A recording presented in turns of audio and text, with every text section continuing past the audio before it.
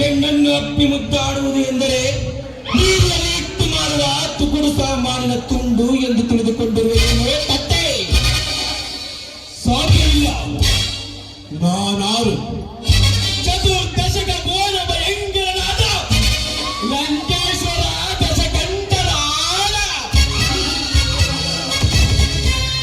ನಾಗರಾಜ, ನಿನ್ನ ಜೊತೆ ನಿಂತು ವಾದಿಸಲು ನನಗೆ ಟೈಮ್ ಇಲ್ಲ. ಆದರೆ ಪ್ರೇಮವರಿತ ನನ್ನ ಕಾಮದ ಸಿಡಿಲು ಇಲ್ಲಿಗೆ ಅಂತ್ಯಗೊಳ್ಳುವುದು ಎಂದು ಮಾತ್ರ ತಿಳಿದುಕೊಳ್ಳಬೇಡ. ಇನ್ನು ಮುಂದೆ ನಿನ್ನ ಬಾಳು ಕಣ್ಣೀರಿನ ಕಡಲಲ್ಲಿ ಜನ ಸೇರದ ಗೋಡಿ. ಇದೇ ನನ್ನ ಆತ್ಮಬಂಧನದ ಛಲ. ಗೀತಾ, ಈ ಡೇರ ಹಚ್ಚಿ ನನ್ನಿಂದ ನಿನ್ನ ತಪ್ಪಿಂಚರಲಿ. ಯಾಪಿಗ ಫೀಲವತ್ತು ಗೀತಾ, ಏನప్పుడు నీ ధ్యానంలోనే ఉంటాను. నాకు దక్కని నిన్ను ఎవరికూ దక్కని ఇళ్ళను దొంగాలే. గీత, వస్తా, వెళ్ళి వస్తా. ఈ ఇద్దరికి ముందుంది ముసలమ్మ పండగ.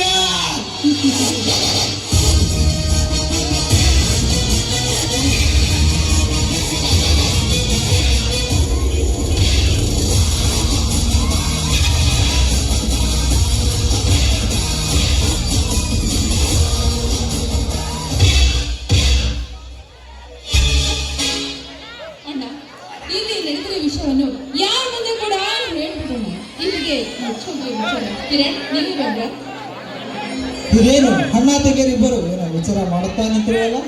ಏನೂ ಇಲ್ಲ ಬಾಕ್ಯ. ಹೌದು, ನಿನ್ನ ವಿದ್ಯಾಭ್ಯಾಸ ಏನಾಯ್ತು? ಓದುವುದಕ್ಕೆ ನನಗೆ ಇಷ್ಟವಲ್ಲ. ಅದಕ್ಕಾಗಿ ನನ್ನ ತಂಗಿಯನ್ನು ಮೈಸೂರಿನಲ್ಲಿ ಬಿಟ್ಟು ಬಂದಿದ್ದೇನೆ. ಇನ್ನು ಮುಂದೆ ನೀನೇನಾದರೂ ಓದುವುದಕ್ಕೆ ವ್ಯವಸ್ಥೆ ಮಾಡುತ್ತೀಯಾ? ಇಲ್ಲ ಕಣವು, ನನಗೆ ಕೂಡ ಓದುವುದು ಇಷ್ಟವಿಲ್ಲ. ನಮ್ಮಂತ ಬಡ ವಿದ್ಯಾರ್ಥಿಗಳಿಗೆ ಈ ಸಮಾಜದಿಂದ ಸಿಗುವ ಲಾಭವೇನೂ ಇಲ್ಲ. ಅಂದ ಮೇಲೆ ಕೈಯಲ್ಲಿ ಮುಷ್ಟಿ ಇರುವ ತನಕ ದುಡಿದು ಬಾಳಬೇಕೆನ್ನುವುದೇ ನನ್ನ ಆಸೆಗಳು. ನಮ್ಮ ಅಣ್ಣನಿಗೆ ನಾನು ಎಷ್ಟು ಹೇಳ್ತೀನಿ, ಈ ಕೆಲಸ ವಿಚಾರ ಬಿಟ್ಟು ಸ್ವಲ್ಪ ವಿದ್ಯಾಭ್ಯಾಸ ಕಡೆ ಗಮನ ಕೊಡಿ ಅಂದ್ರೆ ಆ ವಿದ್ಯಾಭ್ಯಾಸನೇ ಬೇಡ ಅಂತ ಕೆಲಸ ಮಾಡ್ತಿದ್ದಾರೆ. ಹೋಗಲು ಬಿಡಿ ಗೀತಾ. ನಾಗರಾಜನು ಒಂದು ಮಾತು ಕೇಳಬೇಕು. ತಪ್ಪು ತಿಳಿದುಕೊಂಡು ಹೇಳಿ ನಾನು ಹೇಳೋದು ಸಾಧ್ಯ ಇಲ್ಲ. ಅದೇನು ಹೇಳುತ್ತೇನೆ ನೋಡಿ ಕಿರಣ್, ನೋಡಿ ಕಿರಣ್, ನಾನೇನು ಒಪ್ಪಿಕೊಳ್ಳುತ್ತೇನೆ. ಆದರೆ ದೇವರಂತೆ ಬೆಳೆದಿರುವ ನನ್ನ ಅಣ್ಣನ ಒಪ್ಪಿಗೆಯನ್ನು ಪಡೆದರೆ ಮಾತ್ರ ನಿಮ್ಮಿಬ್ಬರ ಮದುವೆಯಾಗಲು ಸಾಧ್ಯ. ಹಲೋ, ನೋಡು ನಾಗರಾಜ, ನೋಡು ನಾಗರಾಜ, ನಾನು ನಿನ್ನ ಸ್ನೇಹಿತನಾದ ಮೇಲೆ ನಮ್ಮ ಮನೆಯವರು ನಿಮ್ಮ ಮನೆಯವರು ಹೊಂದಲು ಒಂದು ದಿನ ಪರಿಚಯ ಆಗಲೇಬೇಕು. ಬಾ ಕಿರಣ್, ಇಂದು ನಾವೆಲ್ಲರೂ ಸೇರಿ ನಮ್ಮ ಮನೆಗೆ ಹೋಗೋಣ.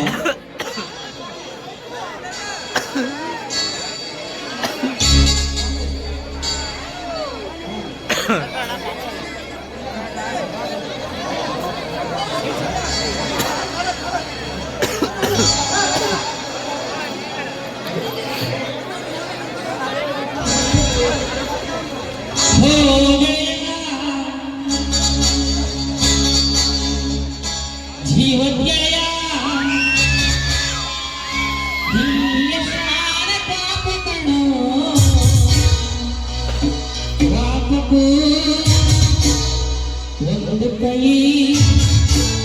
ಪ್ರೀತಿ ಜಾಸ್ತಿ ಕಣೋ.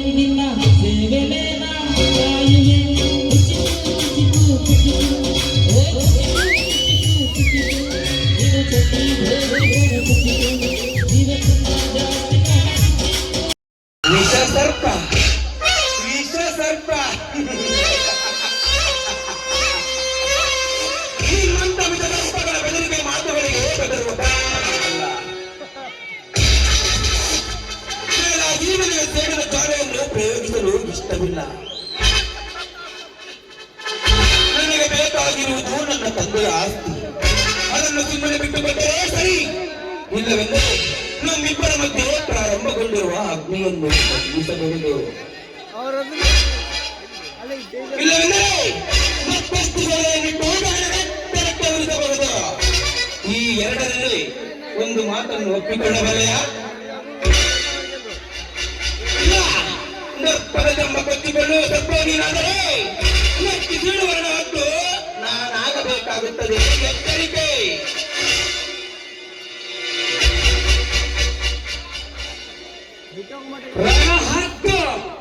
ರಣಹಕ್ಕುಗಳಿಗೆ ಕತ್ತರಿಸುವ ಕತ್ತಲೇ ನಾನು ಆಗಿರುವಾಗ ನಿನ್ನಂತರಣ ಹಕ್ಕುಗಳು ನನಗೆ ಯಾವ ಲೆಕ್ಕ? ನಿನ್ನ ಆಸ್ತಿಯನ್ನು ರಕ್ಷಿಸಿಕೊಂಡಿರುವ ನಾನು ಅದನ್ನು ದಾನಾಕ್ರಿಯವಾಗಿ ಪಡೆದು ತಂದಿರುವ ಆಸ್ತಿಯಲ್ಲ. ನಿನ್ನ ಆಸ್ತಿಗೆ ಅಗಲವಾದ ಹಣದ ನೋಟನ್ನು ತಳ್ಳಿ ನಿನ್ನ ತಂದೆ ಕಷ್ಟದ ಕಡದಲ್ಲಿ ಬಿದ್ದು ತೇಲಾಡುವ ಸಮಯದಲ್ಲಿ ಕಾಲು ಹಿಡಿದು ಬೇಡುವ ನಿನ್ನ ತಂದೆಗೆ ಸಹಾಯ ಮಾಡಿ ಕೊಟ್ಟಿರುವ ಹಣವನ್ನು ತೀರಿಸದೆ ತನ್ನ ಹೆಸರಿಗೆ ಬೇಕಾದ ಆಸ್ತಿಯನ್ನು ನನ್ನ ಹೆಸರಿಗೆ ಬರೆದುಕೊಟ್ಟಿರುವ ಈ ಅಗ್ರಿಮೆಂಟ್ ಕರಾರು ಪತ್ರ ಬೇಕಾದರೆ ಬರೆದುಕೋ.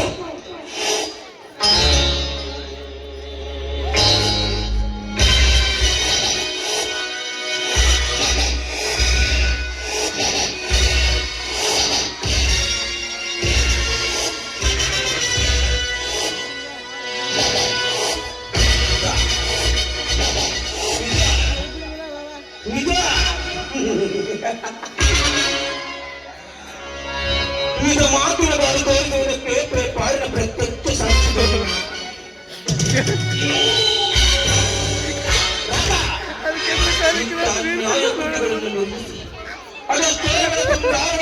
ನಾಶ ಮಾಡಿ ಇಂದು ನಿನ್ನ ಶ್ರೀಮಂತಿಗೆ ದಪ್ಪದಿಲ್ಲ. ಅದೆಷ್ಟೋ ಬಡ ಸಂಸಾರಗಳನ್ನು ಸರ್ವನಾಶ ಮಾಡಿ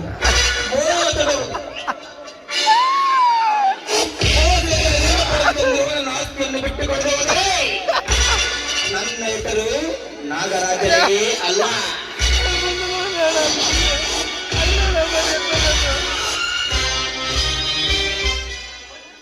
ಮಧ್ಯದಲ್ಲಿ ಬೀಸುವ ಗಾಳಿ ಅದರಲ್ಲಿ ಮಿನುಗುವ ನಕ್ಷತ್ರವನ್ನು ಚಲಿಸಲು ಸಾಧ್ಯವಿಲ್ಲ. ಅದರಂತೆ ಗಾಳಿ ಸಾಧ್ಯವಿಲ್ಲ.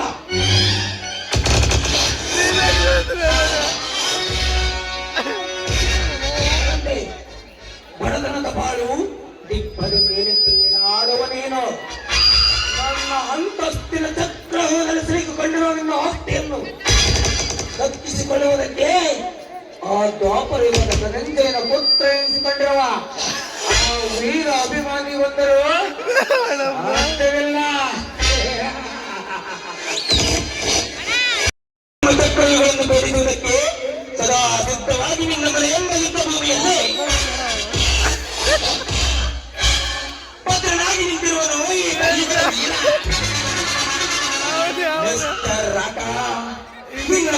ಮಾತುಗಳಿಗೆ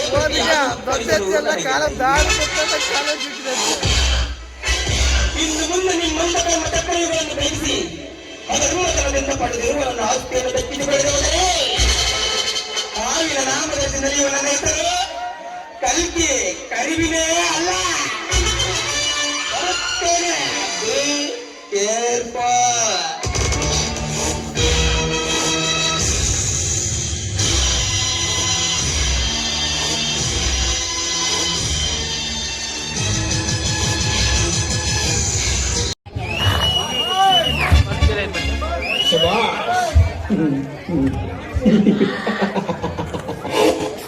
ಶಭಾಷ್, ನಾನು ಕೌರವರ ವಂಶ ನಾಶವಾಗಿದೆ ಎಂದು ತಿಳಿದುಕೊಂಡಿದ್ದೆ.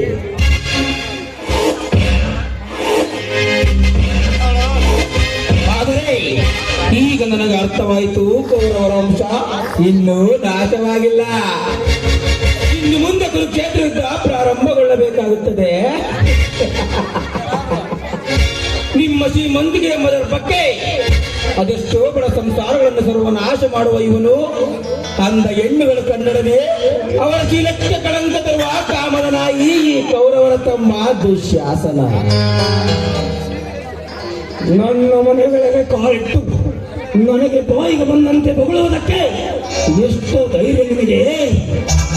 ನಿನ್ನ ಹಾಗೆ ಹುಲ್ಲಿನ ಗುಡಿಸಲು ಅರಮನೆಯಲ್ಲ, ಶ್ರೀಮಂತಿಕೆ ತುಂಬಿರುವ ದೊಡ್ಡ ಅರಮನೆ. ಗೊತ್ತು ಶ್ರೀಮಂತರೇ, ಇದು ಮತ್ತೊಬ್ಬರ ಹಣದಿಂದ ಕಟ್ಟಿದ ಅಧರ್ಮದ ಅರಮನೆ ಅಂತ. ಈ ಕಲಿಯುಗದ ಕೌರವರ ದುಶ್ಯಾಸನರ ಬಳಿಯಲ್ಲಿ ನೀನೊಬ್ಬ ಅರ್ಜುನನ ಗಾಂಡೀವಿ. ನಾನು ಎಂದು ಎದೆತಟ್ಟಿ ಮಲಗಿದ ಈ 2 ಸರ್ಪಗಳ ಎಡೆಯನ್ನು ತುಳಿದು ಗಾಯಗೊಳಿಸಿದರೆ, ಗಾಯಗೊಂಡಿರುವ ಘಟ ಸರ್ಪಗಳು ನಾವಾಗಿ ನಿನ್ನ ವಂಶವನ್ನು ಸರ್ವನಾಶ ಮಾಡಬೇಕಾಗುತ್ತದೆ. ಎಚ್ಚರ, ಇದು ಸತ್ಯ ಧರ್ಮದ ಕಲಿಯುಗವಲ್ಲ, ಅಸತ್ಯವನ್ನು ಎಣಿಸುವ ಕಲಿಯುಗ.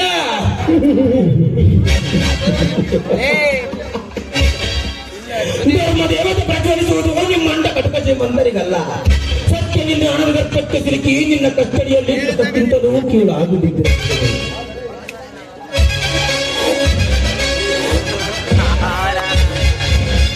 ಆದರೆ ಅದೇ ಸತ್ಯ ಕೊನೆಗೊಂದು ದಿನ ನಿಮ್ಮ ಮಂದಿರ ಅದನ್ನು ಮಟ್ಟ ಹಾಕಿ ನನಗಳ ದೌರ್ಜನ್ಯಕ್ಕೆ ಧಿಕ್ಕಾರ ಎನ್ನುವುದನ್ನು ಮಾತ್ರ ಮರೆಯಬೇಡ. ಸುಮ್ಮನೆ ನನ್ನ ಆಸ್ತಿಯನ್ನು ಬಿಟ್ಟುಕೊಟ್ಟರೆ ನಿನಗೂ ಕ್ಷೇಮ, ನನಗೂ ಕ್ಷೇಮ. ನೀತಿ ಗರ್ಭಗಳ ಪುಟ ಬಿಚ್ಚಿ ಸತ್ಯ ಎಲ್ಲಿದೆ ಎಂದು ಕೈ ಎತ್ತಿ ಭವಶನ ಬಿಗುವ ಸತ್ಯ ಹರಿಶ್ಚಂದ್ರನ ಮರಿಮಗ ಮುಂಗ ಇವರ ವೇದಾಂತ ಮಾತಿಗೆ ಮಣಿದು ಹಣ ಕಟ್ಟದೆ ಆಸ್ತಿಯನ್ನು ಬಿಟ್ಟುಕೊಟ್ಟರೆ ನನಗೂ ಕ್ಷಮನ. ಬಿಟ್ಟುಕೊಡಲ್ಲ ಅಂದ್ರೆ ಏನ ಮಾಡ್ತೀಯಾ? ಪೊಲೀಸ್ ಸ್ಟೇಷನ್ಗೆ ಕಂಪ್ಲೇಂಟ್ ಕೊಟ್ಟು ನಿಮ್ಮಂತ ಮೂರ್ಖ ಶ್ರೀಮಂದರನ ಅಪರಾಧಿಯನ್ನಾಗಿ ನಿಲ್ಲಿಸಿ ಕೋರ್ಟಿನಲ್ಲಿ ನಿನ್ನ ದಪ್ಪಕ್ಕೆ ಧಿಕ್ಕಾರ ಹಾಕಿ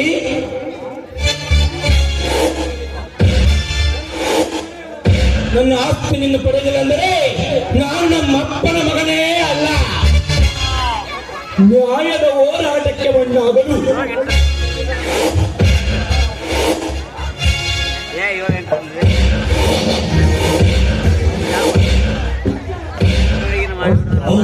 ನೀನು ಒಳ್ಳೆಯ ಮತ್ತೆ ಒಬ್ಬ ಅಮಾಯಕನ ಕೊಲೆ ಮಾಡಿ ಅವರ ರಕ್ತವನ್ನು ನೀರಿನ ಜಾಲದಂತೆ ಚಿಮ್ಮಿಸಿದರು. ಆ ಕೊಲೆಗಡುಕನಿಗೆ ಏನು ನೀಡಿತು ನಿನ್ನ ಕೋರ್ಟ್?